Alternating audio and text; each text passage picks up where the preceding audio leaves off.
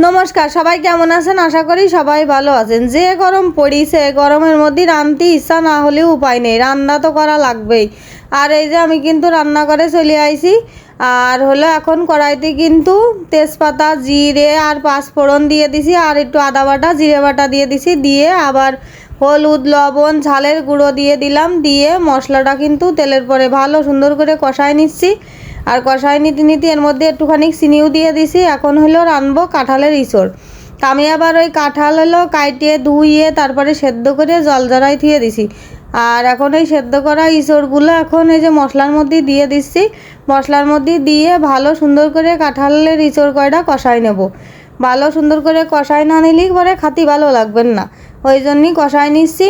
তারপরে একটুখানি জল দিয়ে দিবানে, দিয়ে ঢাকা দিয়ে দিবানে, তাই যে ইঁচড়টা কিন্তু ফাইন করে কষানো হয়ে গেছে। আর হলো এখন আমি জল দিয়ে দেব, দিয়ে ঢাকা দিয়ে দেব, দিয়ে তারপরে রান্না হয়ে গেলেই একটু গরম মশলার গুঁড়ো দিয়ে নামাই দেব। আর আমি কিন্তু এতে হলো পেঁয়াজ রসুন বাটা কিচ্ছু দিইনি, শুধু আদা বাটা জিরে বাটা দিছি। আর এখন এই যে জল দিয়ে দিছি ইঁচড়ের ভিতরে। এখন হলো গামলাতে ডাকে দিলাম, ডাকে দেওয়ার পরে এই যে রান্না কিন্তু হয়ে আইছে। আর একটু যে জল রয়েছে সে জলটুকু শুকোই যাবে না আস্তে আস্তে জাল দিলি। তা এখন কিন্তু ইঁচড় এখন শেষ নেমে গেছে। আমি এখন গরম মশলার গুঁড়ো দেব, দিয়ে ইঁচড়টা নামাই নেব। আর কাঁঠালের ইঁচড়টা হলো বাড়িতে নিয়ে আইলাম, আগের ভিডিওয় তো দেখিয়েছেন আমি একদম গাছেরতে নিজে হাতে পাড়িয়ে নিয়ে আইলাম। আর এই যে গরম মশলাও দিয়ে দিছি, দিয়ে এখন ইঁচড়টা নামাই থুয়ে দেবো গামলায়। আর এরকম কাঁঠালের ইঁচড় কিন্তু খাতি খুব ভালো লাগে, আর অনেকেই পছন্দ করে, অনেকেই পছন্দ করে না।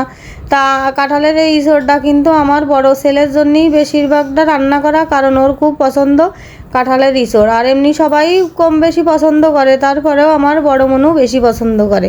তাই যে এখন হলো কাঁঠালের ইঁচড় রান্না হয়ে গেছে, তারপরে রান্না করব কচুরলতি ভাপা। এখন হলো কচুরলতি আর হলো পেঁয়াজ কুচি দিয়ে তেলের পরে নেড়ে ছেড়ে নিচ্ছি। নেওয়ার পরে হলো এই হলুদ লবণ দিয়ে দিছি, তারপরে দেব হলো রসুন বাটা আর আদা বাটা, দিয়ে একটুখানি জল দিয়ে ঢাকা দিয়ে দেব। আর আজকে যে রান্না বান্না হচ্ছে সব কয়টাই হইলো ভেজালি রান্না। ভেজালি রান্না বলতে কি, ওই কাঁঠালের ইঁচড় কাটা কিন্তু কম ভেজালের কাজ না। আর সেই সাথে কিন্তু কচুরলতি, এই কচুরলতি কাটতেও কিন্তু জম্মের ঝামেলা।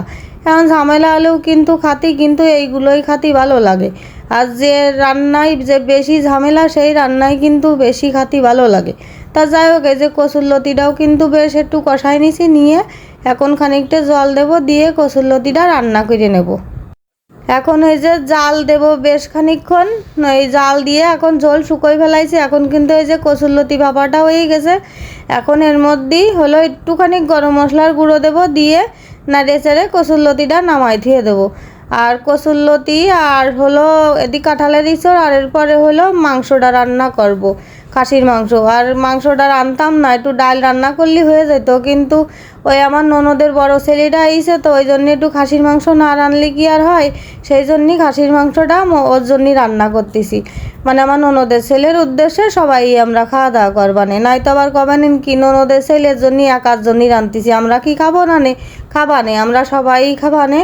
তারপরেও উদ্দেশ্য তো একজনের জন্যই থাকেই, সেই উদ্দেশ্যটা হইলো আমার ননদের ছেলের।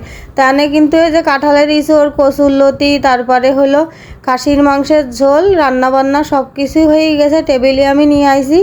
আর এই খাসির মাংসটা খাতেই মনে হচ্ছে ভালোই হয়েছে, আর একদম লাল লাল ঝোল রান্না করেছি বড় বড় আলু দিয়ে।